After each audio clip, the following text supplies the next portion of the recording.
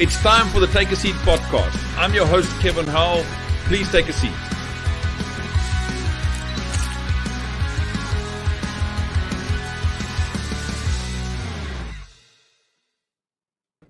Good morning, everybody. This is TakeASeat.tv, and we've got an exciting new entrepreneur on the scene this morning. His name is Isaac Mbatha.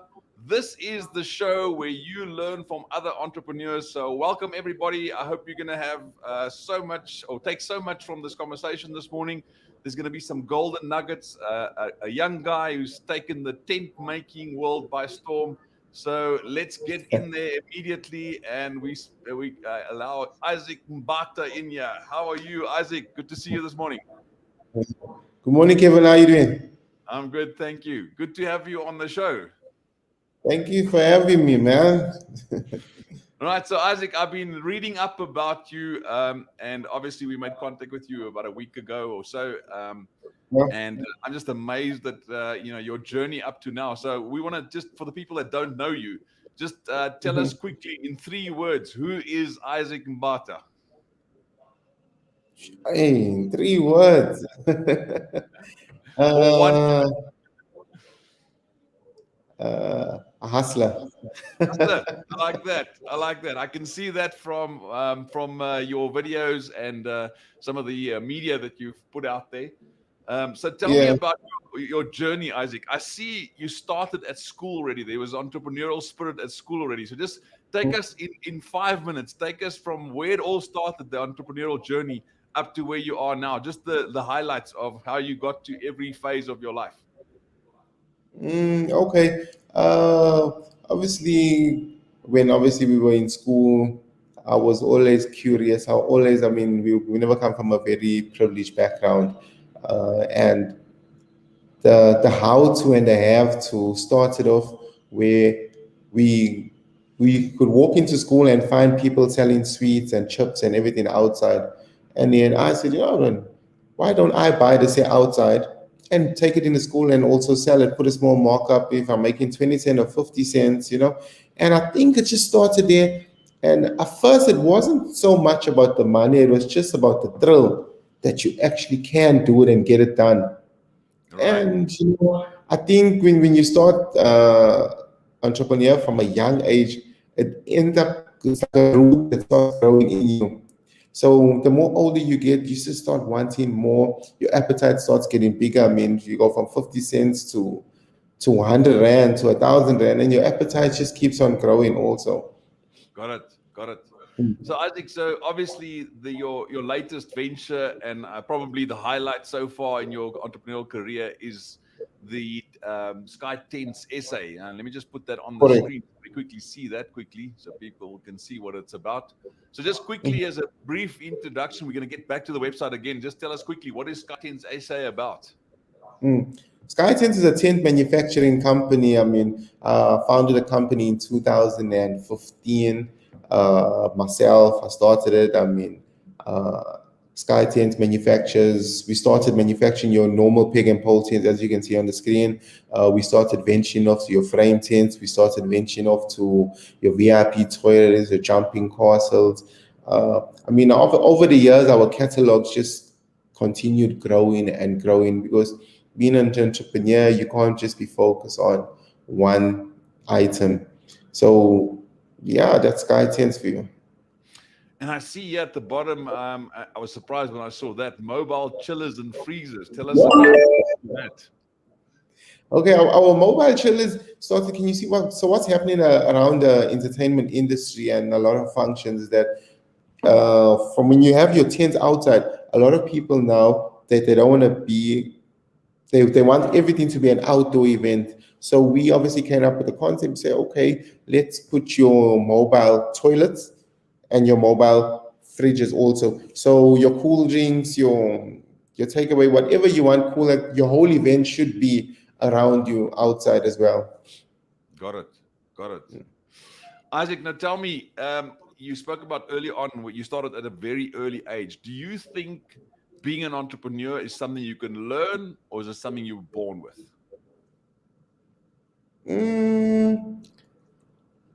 I would say it's a split of a 50-50, because a lot of times, I mean, the example, me and my accountant, we have a fight all the time, and every time he tells me, Isaac, you can't do this, you can't do it, it won't make no sense. And I tell you, boss, I'm gonna do it because when you learn, I mean, accountants learn, their job is to do numbers and crunch numbers and so on. But when you have that entrepreneurial spirit, you know what you see. I mean, he might not see it on paper and pen and paper, but again, too, you need that kind of background to guide you in a better word. Right. So, Isaac, I read online you started in KwaMashu. So, tell me about location. How why that area was because you lived in that area. Where did Skytent actually happen? No, so, okay, Sky, I grew up in Kwamashu. If I'm growing up in Kwamashu, uh, you'd see, especially with the black communities, there's a lot of function happening. If it's coming from parties to wedding, I mean, if you go to any location throughout Africa, black people are accustomed to have functions from if it's a person's 21st, if it's a person's party, there's always function and tent. And when black people do it, it's they do it big. They like it on a big scale. So it's like your neighbors, your friends, your customers, everybody, comes together. So tents have been a more of a, just call it like a religion, accustomed to them now, because every week there's been a tent, mobile unit up in Comanche. So when I looked at it, I said, what? Let's start off by washing it. Let's try and start off by cleaning it. Yes, I've partnered up with a few people prior to that on trying and understanding the tenting industry. It never end well. So in 2015, I took it upon myself. I said, Isaac, you're going to do this in alone. What do you need to do it? Remember, I don't have no degree. I'm not sitting with no qualifications on my back. I just knew what I know, and I said, I'm going to go in it and I'm going to start it. And when I started it, it was very difficult at the time because you needed equipment and in order for you to have equipment, you need money. So I went to the bank. So the bank, look, I want to start a business. This is the idea. The bank, she was very nice to me. She told me, okay, Isaac, in order for us to assist you, we need a business plan. You need to come and present it to us. I said, I don't know how to do it. She said, no, you need to go get an accountant. We'll draw up a business plan for you and present it to us. At the time, I didn't understand it because it didn't make sense that I need to tell someone what I want for him to write it down and come back and present it to you guys. To me, it didn't make sense, but I mean, that was the requirement. Put money together. I went to the accountant. We sat down. He drew up this business plan to me, and I sent it and I gave it back to them. When I gave it back to them, they called me like 7 days later, and then they declined me. Shit, I was shattered because they say we can't help you. You need to be 3 years in business, and a whole lot of red tape around it. So when I was leaving the bank, one of the tellers called me and said, Isaac, did it go well? Did you get the money? And at the time I wanted, sure, like about 200 or 300,000 or something to start up. And the teller was telling me, but Isaac, if you really want it, why don't you take a loan on your personal name? I said, but why? I need a business. She said, but if you really believe in it, what you got to lose? I said, okay, fine. I gave her my ID number. She checked what I qualified for. She gave me a credit card. She gave me an overdraft. She gave me a revolving loan. Sure. Like I got out there with only loans on me. Went into the business. I bought sewing machines. I bought all the necessary small equipment at the time. She never gave me the full amount, but whatever I could take, I took. Right. And I think at that point, I was like, what, 25, 24? At that point, you're still living your 20 life. You worry about partying, going out with your friends and having fun. And all my friends were like super intelligent. Like, everybody was just got their degrees or an accountant, doctors. And now I'm sitting, I got no qualification. So at the time I had to make a choice now. It's either I continue going out. This I think at that time was my breaking point because all these guys had something to fall back on. They could go out, party, they can still wake up tomorrow and be a doctor. In business, I think it's the hardest thing because you're not guaranteed to be in business next year. To be an entrepreneur and a businessman, it's just saying that yes, I'm a businessman, but every year you have to constantly be fighting your position to stay in it.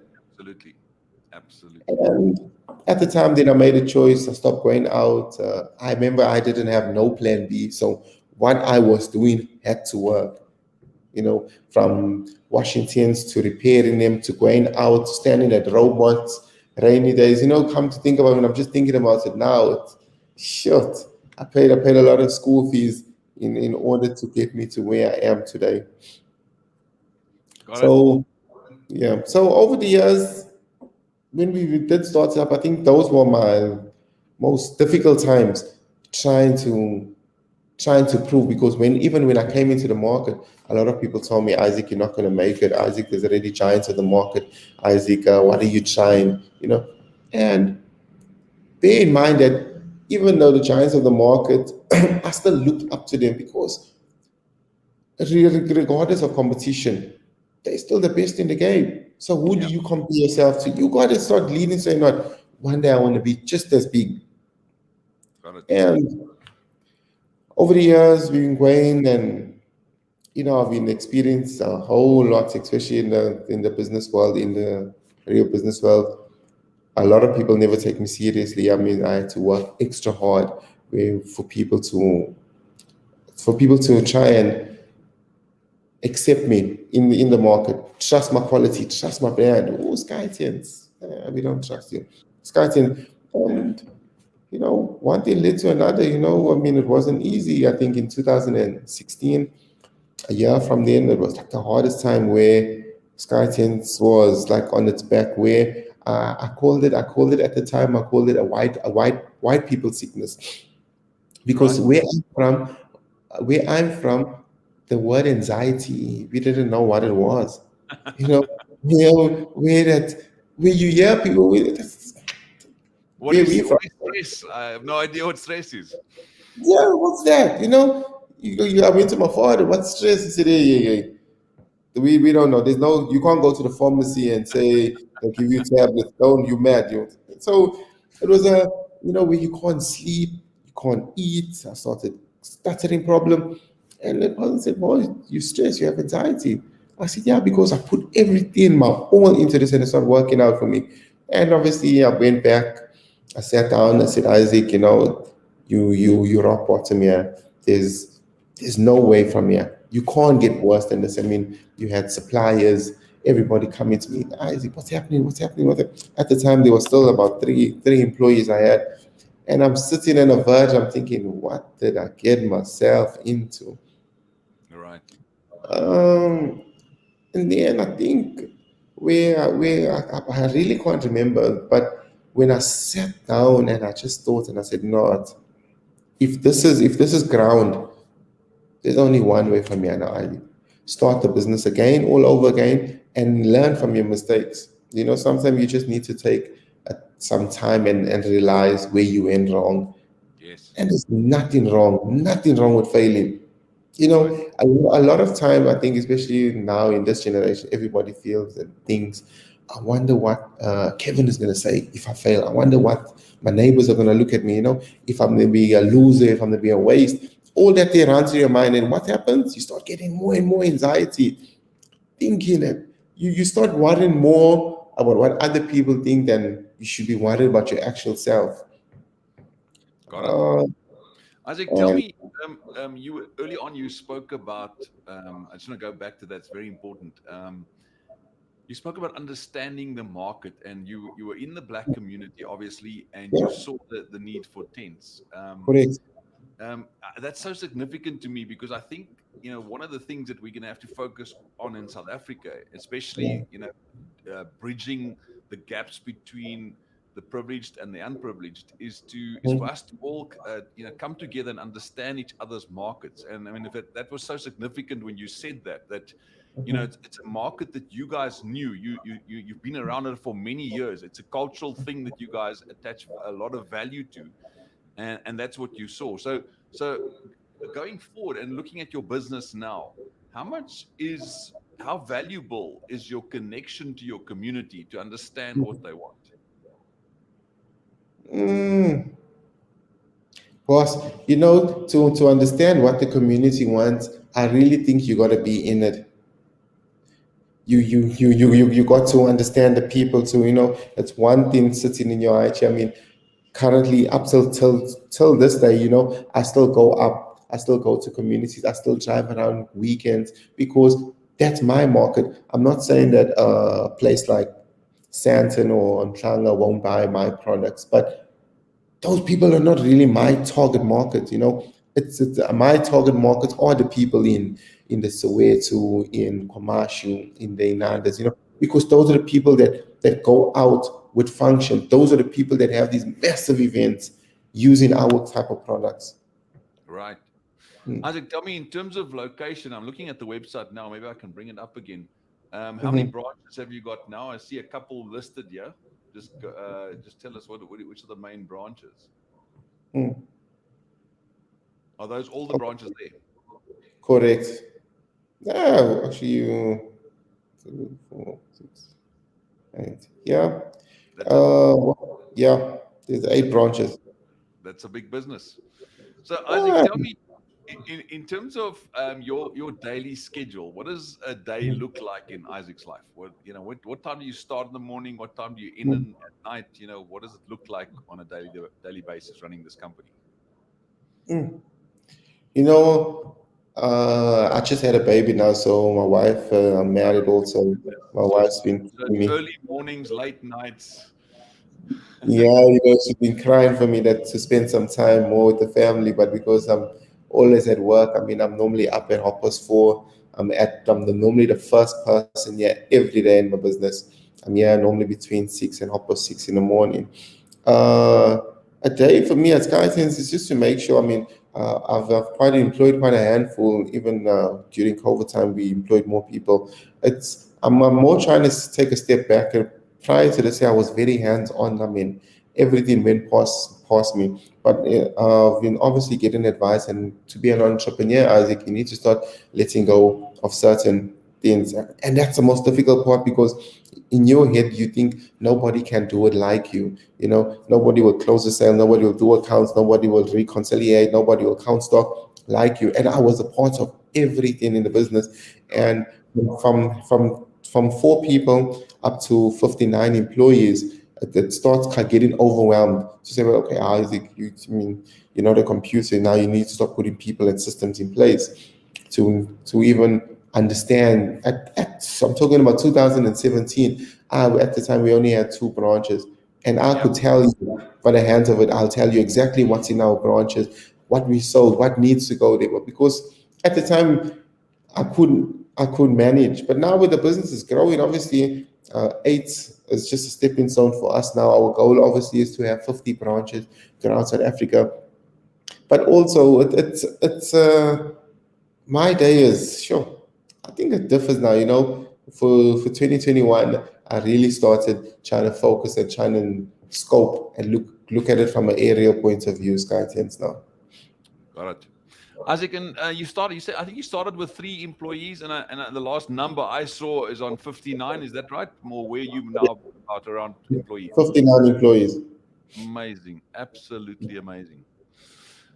All right, so I'm interested. I think I heard from you in the beginning what motivated you about building a business. The whole idea of starting something and knowing that it's possible. What Mm. motivates you at the moment? What is the driving force behind you to carry on every morning and get up and you get up and go to work, even through the toughest time over the last year? What was that motivating driver? In the beginning, it's about winning. It's about what was becoming the best trusted brand.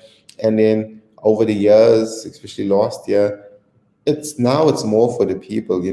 It's more to service. To see our tent up at an event like the tent that's showing now that all went all the way up to Congo when we started supplying Wow. different countries. Uh, it's just to see that there's so many people that love and depend on the company. During COVID and where a lot of businesses were shutting down, and I'm talking about your big businesses. If you look at the Hilton Hotel, for us even to be still in business and bigger Yeah. businesses close down, it's touching. Yeah. And when it was a lockdown, but from employees to customers and people are phoning and asking, Skytents, are you going to come back? Please. I have people literally crying over the phone and said, please. Even employees, even they offered me, Isaac, we were even willing to take a 50% cut just for us to stay Wow. back in business. But I said, it's not that. Then I went back and I thought, and the minute the president announced the restrictions of uh, the pandemic, I think it was in June, immediately we came back to work and we said, okay, no problem. Let us start creating our own platform. Let us make your quarantine tents. At the time, the pandemic was at its peak. And we started doing your quarantine, your medical tents, your hospital tents. And obviously, we diversified our business to cater for the pandemic itself. So, Right. so right now, to your question, I really think it's what motivates me now is our client base that we have and the people that work around Skytents. Love it. Love it.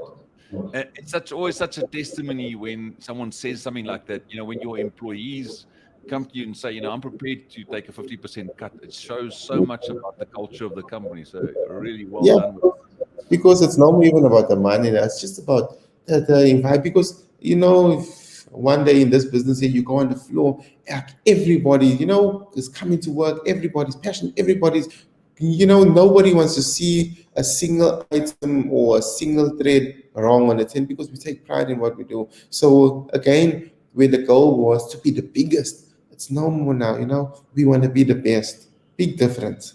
I like that. I like that. Isaac, you spoke about the change of plan or change of strategy during the COVID time. Talk to us about, moving from what you used to be doing and suddenly deciding, well, the world's in a different trend now. How do we get involved? How's that Mm. changed your business? I think that the change, it was at first, you knock in your head and you're wondering what can we do, and then you realize yourself, hey boss man, we make sense, yeah, uh, a lot of people, and even if you look at the hospital now, you go to any hospital, government hospital, outdoor patients is always a marquee outside of it. Skytents made most of them, is because everybody that social distance. I mean, we put in zips, we put in clear on it, and once you have it, and once we had it, we ran with it. We knew, okay, it's simple, man. Now it's just to innovate and use what we have to make it better for Got the it. pandemic. Got it. And obviously, those tents you can reuse in future again for other purposes as well. Most definitely. I mean, I don't know if the hospital are going to reuse it. Hopefully, the pandemic don't come again. And But hopefully, you guys can use it. so remember with Sky Tents also, we do not hire out tents at all. We Okay. manufacture and sell only. Got it. Got it. So everybody that comes to us is coming to buy. That's interesting, Isaac. So tell me about why you never went the route of renting the tents, because that's the normal standard model of renting out tents. Correct. But then you remember, if I go into renting tents, that means I'm competing with my competition itself. I mean, your clients are buying from you. If somebody comes tomorrow and says they quoted for a job for X amount, but Skytents also quoted cheap. I mean, Skytents can afford, they're making their own tents. So I Right. wouldn't want to try and conflict. I mean, a lot of people, I get asked the question all the time, but it's not all just about money. It's about servicing, because you don't want to be capitalizing your market and people start calling you greedy. Right. Got it. All right. So you guys only focus on the manufacturing side, and that's so interesting for South Africa, because manufacturing in South Africa is always really difficult. It's difficult to compete internationally. How do you find that when you start, venturing outside of South Africa? We get that a lot all the time. I mean, especially with the Chinese market and the Indian market as well. But it's all it's how you educating your clients and your customers. It's easy to contact us. It's easy to get a hold of us. It's easy for us, for especially with the SADC region for South Africa. I was even having a conversation uh, with one of our management in Johannesburg, and we were saying, if government starts looking at supporting local businesses, regardless of the price, but then regardless, I mean, if you're going to China and you're getting something for cheaper and you're bringing it down here, but what are you doing to your manufacturing economy? Sometimes it's really not about, it's about price. It's about what your manufacturing company in South Africa are doing. Are they meeting your requirements? Are they meeting your standards? If those two stuff they're meeting, then you should support them, because that's what leads manufacturing to stay in business constantly. You can't be going and buying a cross border, and then you say you're big in manufacturing in your own country. No, you're killing your economy. The minute you Right. start going across and you're looking for your next door neighbors, what they bring in at a cheaper price, who are you saving money for? Got it. Got it. You know, sometimes those concepts. I mean, in business for as not as long as most people, but it's those simple practices that if they say they want to save the economy, and then you dish out billions and then you spend millions, you're still not saving. Give your same people the money, let them benefit from it, because if they benefiting from it, your people are still in jobs. I like it. Isaac, talk to me about. I'm interested about the rental business because the way I see it, you also creating opportunity for other business people. Because I mean, obviously, if they Yeah. buy a tent, there's a business there. You could rent out the tent Correct. to other people. Mm. Have you seen that happen often, where you creating a business for other people when they buy tents from you? No. Let me tell you a funny story. In 2017, I partnered up with one of the largest stations in South Africa, Ukhozi FM. Uh, I came out and spoke to the station manager, and I said at that time the business we started picking up and we started doing really well. And it was in me to try and go back and say, what can I do for the people? So I came up and I went to the station manager and I said, okay, can I give your listeners uh, a tent, table, and chairs, like a full package? Sure.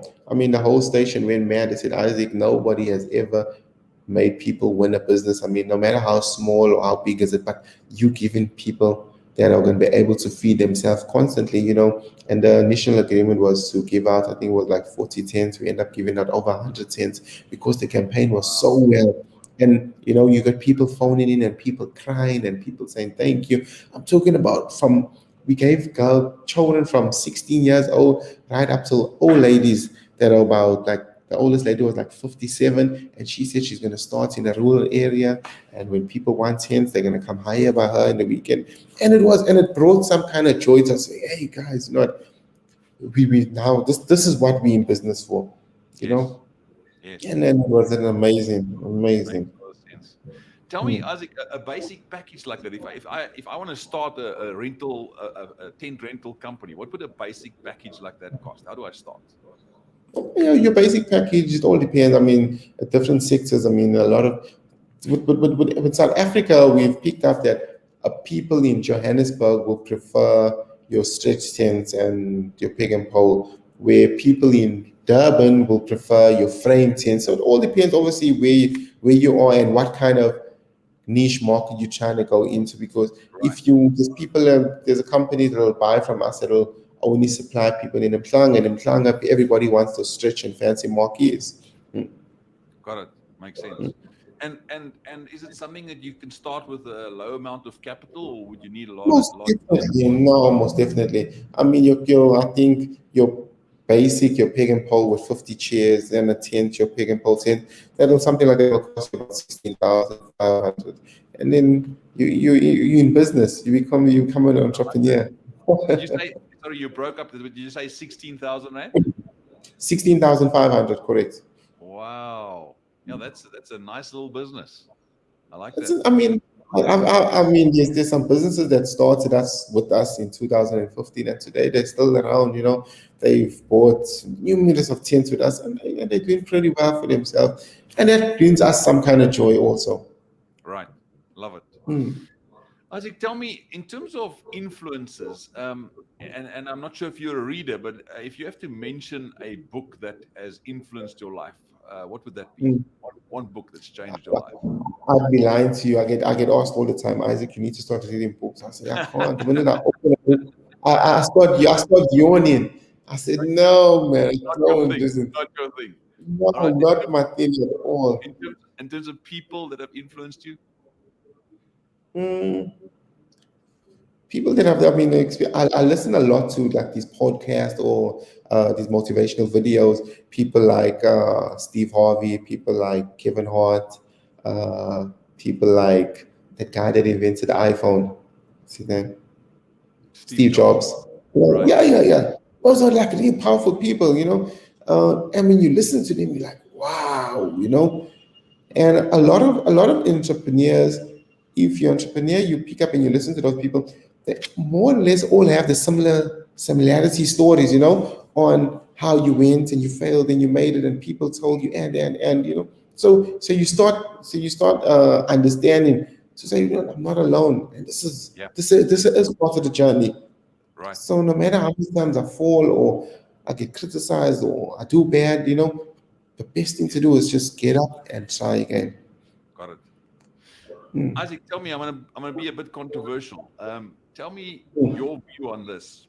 South Africa obviously has a unique problem. It's almost like we've got two different economies. We've got the wealthy people and the extreme poverty in our country.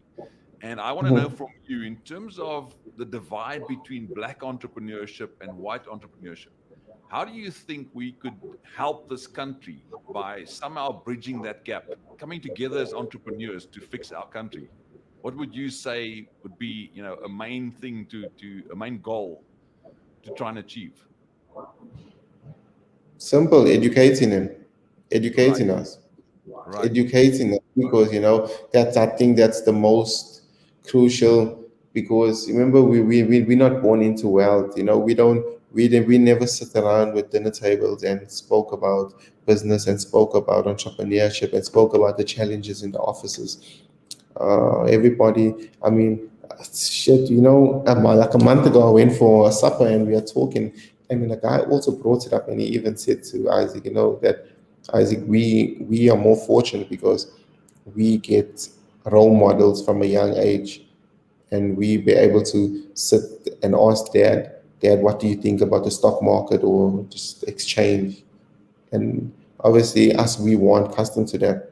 I mean, our Right. fathers either worked in factories or hard labor, Yeah. and there was no such. I mean, we only thought, and especially where I grew up in a place called Newlands East alone. So where we grew up with gangsterism and violence, and when you grow up in that kind of environment, that's what you're accustomed to. Got it. So when you're growing up, you think that there's nothing wrong. So you start joining and you become that life also. All right. So it's that point of trying to mix with the right people. And what you're saying is, if we reach out as white entrepreneurs, reach out more often to black Mhm. entrepreneurs, help them understand what we understand, share some of the knowledge. That's what you're talking about. Most definitely. Yeah. Most definitely. Yeah. Because even if you look at it, what they call it, new money and old money, there's still a big gap in between them. You know, Yes. you get someone that'll get money now and, you know, that'll blow it and they'll think money is it's just for the fancy things and but not realizing that that money is going to get finished if you don't put it in the right places. Got it. Yeah. So I've seen a lot of people from 2015 until now that had it and lost it, you know. And if you really look closely and why they lost it, they never lose it because they were bad luck. They lost it because of their behavior and their reckless spending. Absolutely, absolutely. And again, that's just because of how they grew up. It's they don't know any different. That's what they saw. That's the examples they saw, and that's how they move forward. Very powerful. I've got a friend, Walter, who's a Zimbabwean, and it's interesting. He was on one of my courses around financial knowledge and the psychology of money, and um, and also how to put together your life and accelerate your life. And one of the things he told me was that he grew up thinking that white people know something. There's this golden nugget that we have about entrepreneurship, and if they can just figure out what that thing is, then he can be in business as well. And he was so surprised when I said to him, Walter, it's the way I see it, it's just growing up in that environment, learning from your parents and seeing That's business on a day-to-day basis. That's how it happens. It's not that one thing that you're missing. It's that entire that lifetime of spending time with people in business. That's so powerful. And it was so refreshing for him to hear that, because he spent his life the last 15 years trying to find out what this one thing is. What's the What's the secret? secret recipe that entrepreneurs have? And there is Yeah. none, as you know today. It's just, learning a couple of principles about money, learning principles about business, and then getting out there, as you said, making mistakes and learning from your mistakes. But it's so much easier when you have a mentor in your life and you have someone that can guide you, and you can phone up and say, listen, I'm struggling Very with this, important. what can I do? Very important. Very, very important. A lot of times we take it for granted that, especially when you call them new money, people new in business, you start getting that resistance or that arrogancy that you don't need anybody because you are quiet, and then when you lose in and then you realize, whoa, I actually do need the people. So it's those breaking points in the beginning that we need to start with. That's when I say the minute we start educating our people, we will be fine. There should be nothing wrong. Right, right. Mm. I was driving around with an Uber driver 2 days ago, and I was so inspired by his story, because he was talking about how he's going to pay off his car, and then once he's paid off his car, he's going to start in the food business. And I was trying to figure out, what he was lacking, what does he need, and he was talking about the same thing, how he has to snap out of his way of thinking, what he's learned as a child.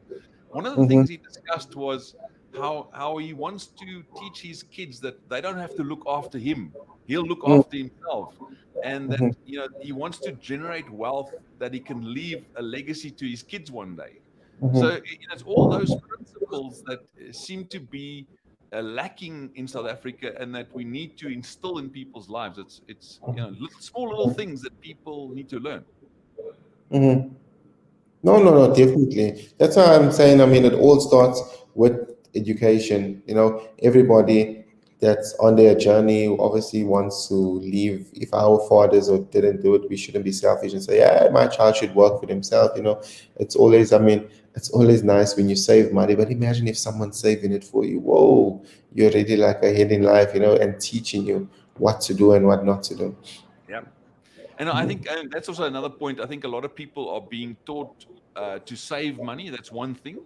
But I think Mhm. a very different thing is making money. And I mean, you can't save yourself wealthy. You have to learn how to make money, and that's really Mhm. the key to But this. but but I think, and I'm strongly behind it. To make money is easy. That's the easy part. To keep it. It's the keeping it part. Yeah, that's the saving part. Because if you ask a lot of people, the minute, I mean, if you come today and you earn 10,000 rand, you're living on 10,000. Tomorrow you earn 50,000 rand. All of a sudden you just need and want things. Yes, Where did that come from? yes, But to be content and comfortable with exactly what you have and say, this month I made a bit extra, let me save it and continue my life. yes, yes. That's the principle people need. Absolutely. Isaac, but tell me, how do you think we're going to fix this problem? Because what I see often now is young people, it's almost like we've skipped our own country.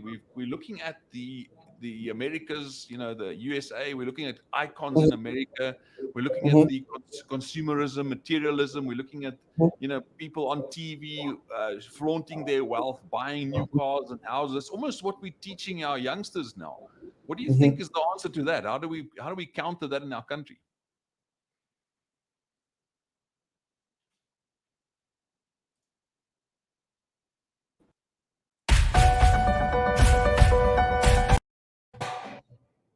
Sorry, You still there? man. Yeah. There we go. Mhm. You were saying? I was talking about consumerism and how our youngsters are looking at America for icons that they can look up to, because we have very Mhm, few in our country. And so what they're learning is consumerism, materialism, buying new cars, houses. That's how you find identity. mhm, How do you think we can counter that as entrepreneurs in South Africa and make sure people understand, it's making money, as you say, is one thing, but keeping it is really important. mhm. Yeah, I think over the years we started to be accustomed to do what the Americans do, and we're forgetting ourselves because we try and compete and look, talk, act, walk like them. And yet the thing that needs to start coming back to a cultural thing to say, we South Africans, let us also be proud of ourselves. Also, let us be content and be happy with what we have around it. Because it's funny enough that we in South Africa, we want to be like them, and yet they want whatever we have.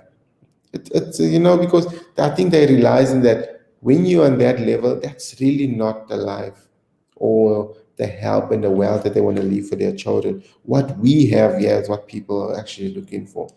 Yeah. And I think if South Africa can start, like if you listen to you spoke to America when I went there, they are proud of their country. They're proud to say I'm an American. I mean, we of them might think this person's arrogance and something, but no, they're just proud people. And that's how Right. we also need to start being also. We need Yeah. to start loving our country just as much as other people love theirs. Right. Instead of us looking and saying, nah, America's better than us. Right. Nah, I don't think so. Absolutely. Isaac, tell me about your journey. Obviously, suddenly when you start earning some money, Mhm. you didn't grow up in money the way I see it or the way I've heard from you. How did you learn those lessons? That the money is one thing, getting the money is one thing, spending it wisely is another thing. What are the life lessons that you learned on your journey so far? I lost the boss. Okay, so Anyways, learned the hard way.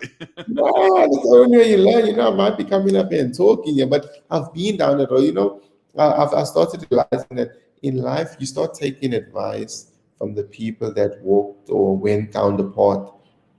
And you don't think yourself you're any better than it, or because you've made it across. But I've learned a lot, because I've also lost, I've grew Skytents to a level, and I've lost everything, and I did it again. By losing everything, when you acquire money, you acquire fancy dressing, fancy cars, you the holidays and trips all over the world. That's what you start doing when you acquire money. But it's not, you think. There's a difference. When I was on a plane coming back from Boston, the one guy told me, Isaac, there's a difference between rich and wealthy. I said, nah. He said, no, it's a big difference. And then there's a conversation. I said, okay, how do you become wealthy? You know, and those are the conversations that we had with him. Hmm. And now, if you can explain to our viewers, how do you see it now? What's the difference between having money and becoming wealthy? When you have money, you intend to want to let people know, or you want to show them. But when you have wealth, you constantly moving in silence, and I think you just become a better person. Okay. So are you saying it's more about thinking about wealth then or money as a way to impact the world around me than thinking about how I can enrich myself or what's the next car I can buy or the next Most house? definitely, Right. definitely, Right. that's exactly how it is. I got it. Got it. All right. So tell me, Isaac, you might have alluded to some of this. How do you keep growing as an entrepreneur? Obviously, Mm, you have to keep studying and learning new ways, learning new mm, things. How do you mhm, keep yourself at the cutting edge of what you do? mm. I mean, I'm always looking for innovation in China, and I always look to someone like Steve Jobs with the iPhone. If you're looking at the iPhone and where they started, and their product was very different. I mean, everybody knew phones, but they came up with a phone that was completely different for the market. And they just kept on adding on stuff. You got your iPad, your iPhone, your headset, and yet all those things more or less do the same thing, and yet people still want them. That's what I try and do for Skytents, to try and make my brand grow and add on, and look and see what else do people need. I mean, now we are on a threshold where we're going to start busy doing injection molding, and obviously expanding the brand. We have machines coming in, and we're going to design our own type of chairs. I mean, remember, we're not reinventing the wheel. People use chairs, but our chair is going to be different. Our chair is going to come into the market where people are going to know, okay, that's a Skysense chair. That's what we're looking for. I love that. Love that, Mm. Isaac. So, Isaac, at TakeASeat.tv, we believe that everything in life starts with their abilities and passions, and that leads to your purpose in life. So, I want to talk to you about, and we're gonna do a short ad break just now. But I want you Yeah. to think about purpose in your life and your abilities and your passions and how that's played out in your business. So we're gonna go for a short ad break. When we come back, we're gonna talk about abilities and passions. Be back No now. problem. Want to accelerate your life? Start by finding your purpose. Purpose has become somewhat of a cliche, but in recent years, research has shown that purpose is a tool that can be used to enjoy the abundant life. Yes, you too can become wealthy and live a meaningful life. We have developed an action-packed 6 weeks online course that takes you through 6 critical steps to start taking massive action towards your abundant life. Go to www.takeaseat.tv and click on Academy. Get ready to accelerate. All right, Isaac. So these are deep questions, and I know a lot of people don't spend a lot of time thinking about this because business is just about getting through every day and making plans. But if you have to think about your abilities and your skills, your natural ability, your God-given talents, which of those do you see working in your business every day? I think my God-given talent is being a leader. Okay. I think that's it, getting the ability to people to understand me and listen to me and obviously respect me, regardless of the situation. That's what I think it is. So And leadership is strong, yeah. most definitely Yeah. leadership. And in terms of how you started, because there was something about how you started. I read somewhere that you were cleaning tents at some stage, and doing all the small jobs in the beginning that don't pay a lot of money. Mhm. What was that? Was that why operationally involved? Is that a skill set that you have? Work with your hands. Is there intelligence in your hands as well? You remember, as I said in the beginning, that all my friends were smart and they were like all educated, and I wasn't. I didn't have time. The minute I read a book, if I wanted to sleep, I just hated it. So even with manufacturing of tins, I didn't see myself manufacturing because we just wanted to start off small, and one thing led to another. You clean it and then you find a tent with a hole, and then the customer will ask you, "Are you able to repair it for us?" And then you're curious now, okay, how do we repair? And then you start repairing, you get your blower, and you get your small machinery, and you start. And next customer will go, like my sidewall went missing, where can I get it from? You're like, okay, let's look into it. So a lot of Skytents' growth always came from what the customers needed and required. Okay, got it. So tell me, in terms of the how you define success nowadays. I mean, you guys have come a long way. You started out with taxis, and you were cleaning tents, and you sold biscuits at one stage, and now you have this multi-branch business. What Mm. is success to Isaac? I don't. I mean, I'm grateful for where the business is, and I'm also grateful for the people and the stakeholders and the staff that we have up to today. But I still feel like that I'm only touching the surface. I mean, from where I've started, from where I come from, it's a major, major, major accomplishment. But when you step out into the real world in the corporate world, you realize, whoa, there's so much that you can do, and there's so much you'll be able to grow to become different. Got it. And South Africa's one step, but Africa's massive. 54 states or something. South Africa, so Africa is amazing. So Yes, how do we take the business into Africa? amazing. So one of my next questions was going to be like, what is the next step for Skytents, and obviously international expansion? Most definitely, most definitely. When we already started exporting a lot of our products into African countries, and we see more and more month to month our footprints is starting to grow within these African countries, because a lot of these African countries were exporting from China or India or wherever they was, but now they're starting to realizing. I mean, a lot of countries think a lot of South Africans are a bit arrogant and stuff, so going into them and convincing them to buy your product, and for them looking at your quality, it's again, it's not about being the biggest, it's about being the best, and being taking pride in what you're doing, making sure, I mean, if we're happy with our tents, definitely it's gonna be you're gonna be happy with it as well. So Got it. customer satisfaction is, I think it's more, we value that more than anything.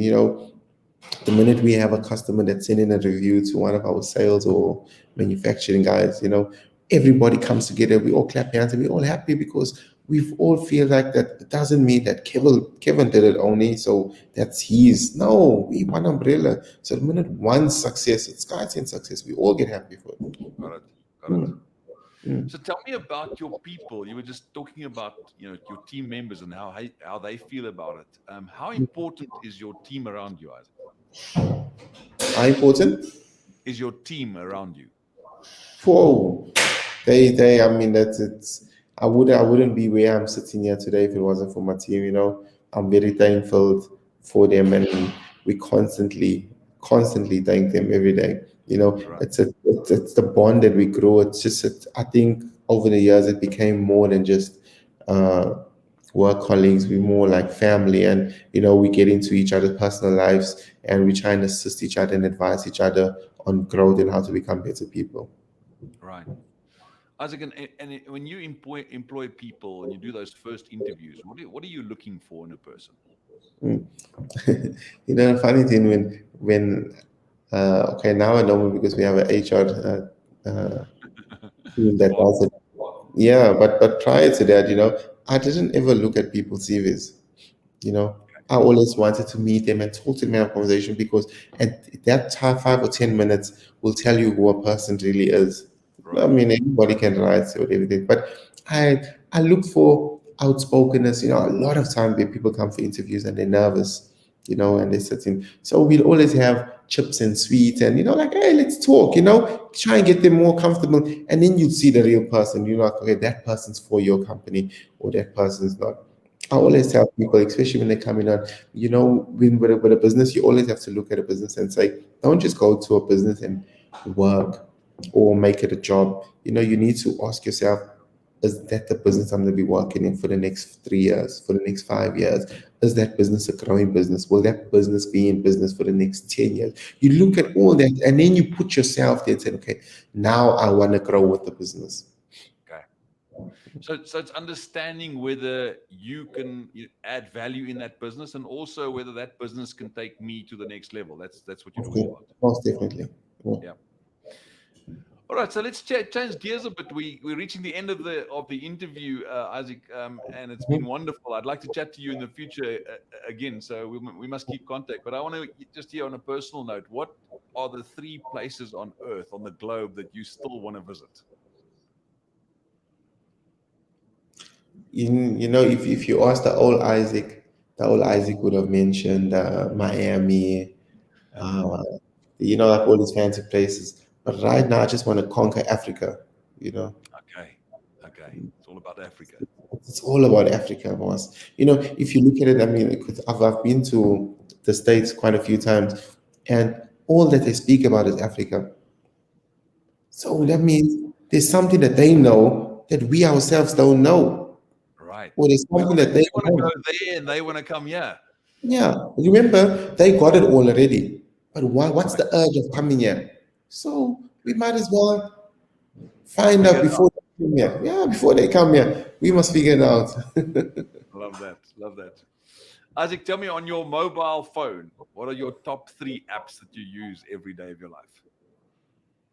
WhatsApp, Instagram, Facebook. Oh, really? All right. So you're a social media guy. Yeah, yeah. Like that. I like that. Do you do it for business as well as for your personal life? Good business and personal, but mostly personal. Because if everybody's blowing up, I know my business phone, I get like, sure about that, at least 120 calls a day. Amazing. Mm. Okay, so it's a busy day. All right. And if you could take a magic stick and change 3 things in South Africa, what would it be? The government. What would you change about the government? I just think we just need some good people, some good leaders, people that are thinking for tomorrow for South Africa themselves. A lot of people, we can't paint everybody with the same brush, but there are some good people there. But, we need people that can think for people. Okay. and not for themselves only, because Right. tomorrow they didn't go on and we left, our children are left, our grandchildren are going to be left here. Right. It's time for them not to be selfish. Right. Mm. So that was going to be my question. My follow-up question to that is, if you look at the last 25 years, what Mhm. do you think, what do you think we should have done differently, and what can we do differently going forward? I think our mistake was to try and compete with with white people. You know, the immediately blacks wanted to be white people overnight, not even white people, but have white privileges Right. overnight. We wanted to sit with them, party with them, stay where they stay, eat with them. But and then in that movement, we forgot about ourselves. Wow. Mm. Just elaborate on that. What do you mean when you say we've forgotten about ourselves? When I say we forgot about ourselves, if you look at, even going back to the apartheid, you know, there were black entrepreneurs in townships where they had their shops, transport companies, and black people supported black people. But the minute the apartheid opened up, everybody, black entrepreneurs, I don't know if they forgot about that, but everybody just went, and not realizing that we started killing ourselves. Okay. So I think that, if black people can start, then can take a seat back and just say, not, we tried and rush into this apartheid and try and make the economy balance. We can't do this here overnight. It's a long time process. They might take 4 or 5 generations over, but there should be a proper plan in place in order to make it live. I mean, look, it's been what, 20, 25 years, and we're still not getting it right. Clearly that there's something wrong there. Right. But that also speaks to a lot of patience. It's like you say, you can never fast track the process. It does take a lot of time to learn these skills and learn these ways. But Mhm. it speaks to patience, and I don't think we live in a world now where patience is a big thing anymore. Ooh. Yeah, yeah, yeah. I think everybody's losing patience. Everybody, whatever people want, they just want it now. Even like for myself, sometimes you wake up in the morning and you just, whoa, where did the time go? Right. Right. Everything's just like a rush, rush, rush. There's Yes. no like calmness anymore. It's like, I don't know. It's like everybody's just chasing. Yeah. We need Mm. to slow down, and as you say, make a long-term plan, like a 50-year plan would work for our Yeah, country. yeah. Yeah. Yeah. Isaac, I am so inspired with your story, and I would love to keep contact with you in future. So I would love to have you back on the show in future again. I'd love to Yeah, see, thank you so speak much. about your progress in the business. It's been Yeah. wonderful to talk to you. Thanks so much for your time, and yeah, I hope to see you soon again. Thank you so much again to you too. All right, have a good day. We'll chat later again. Okay.